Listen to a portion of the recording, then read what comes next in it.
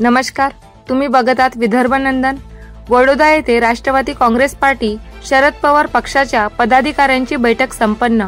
या बैठकीला राष्ट्रवादी काँग्रेस पार्टी कामठी विधानसभा मतदारसंघ अध्यक्ष राजेशजी काकडे यांची उपस्थिती होती। काकडे हे गेल्या 2019 कायदेकारी मंडळ विधानसभा चुनाव पंचवार्षिकला कामठी विधानसभा सर्कलमधून वंचित बहुजन आघाडीच्या तिकिटावर 10,601 मत मिळवित तिसऱ्या क्रमांकावर राहिले होते। मात्र त्यांचे उभे राहिल्याने काँग्रेसला पराभव पत्करावे लागले होते। त्याचे परिणाम की काय? आमदार सावरकर हे अल्पशा 11,248 मतांनी विजयी झालेले होते, तर काँग्रेस पक्षाचे सुरेशजी भोयर यांनी 1,07,066 मते मिळवून मुसलमानांचे मत न मिळवू शकल्यामुळे आणि राजेशजी काकडे वंचित बहुजन पक्षाचे उमेदवार असल्यामुळे या दोन मोठ्या शक्तींमध्ये संघर्ष निर्माण झाले व काँग्रेसला त्या ठिकाणावर हार पत्करावी लागली असे चुनावी परिणामातून पाहायला मिळाले होते।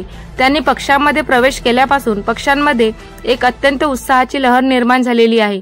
जनसुराज्य पक्षाची त्यांनी स्थापना सुद्धा केलेली होती, त्यामुळे त्यांचा जनसमुदाय कार्यकर्त्यांच्या गावागावांमध्ये पसरलेला आहे। इतकेच नव्हे तर ते स्वतः बँकर म्हणून व्यावसायिक सुद्धा आहेत, परंतु त्याचा भास राजकारणामध्ये होऊ देत नाही। ते सुद्धा या कार्यक्रमाला उपस्थित असून कामठी तालुक्यातील वडोदा स्थानिक संत जगनाडे सभागृह येथे दिनांक 15 सप्टेंबर रोज रविवारला राष्ट्रवादी काँग्रेस पार्टीची पदाधिकारी बैठक पार पडली।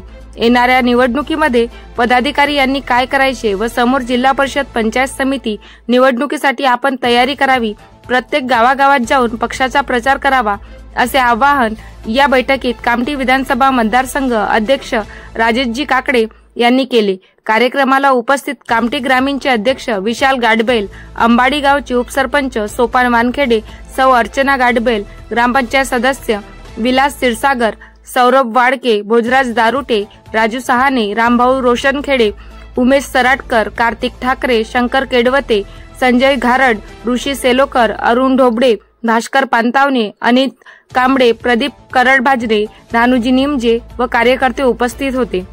तुम्ही बघत आहात विदर्भ नंदन। विदर्भ नंदन चॅनलला सबस्क्राइब करा। बातमी प्रतिनिधी अनिल बाबू सपाटे।